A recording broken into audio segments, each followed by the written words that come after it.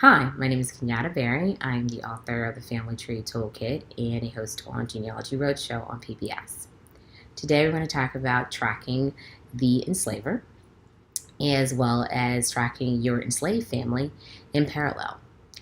So for me, how I track the enslavers is I create a separate tree.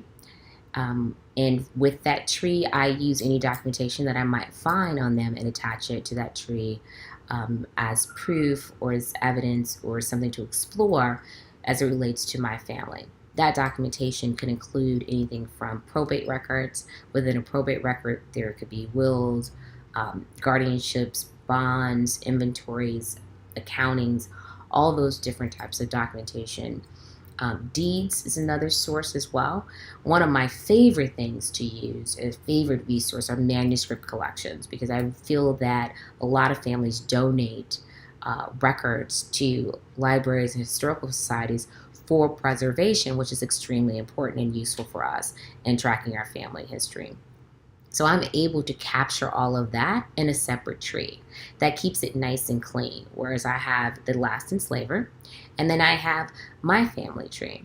Now with that documentation, I'm able to go back and forth between each tree and compare names, right? Because if I'm just looking for a first name like Martha or Mary or Mita, then it's easier for me to have that separate in my tree of enslaved folks and then look at who are potential or are the last enslavers.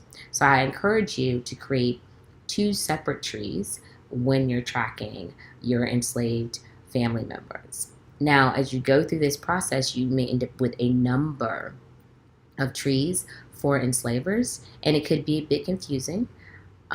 Don't go down the rabbit hole. Take it one family at a time.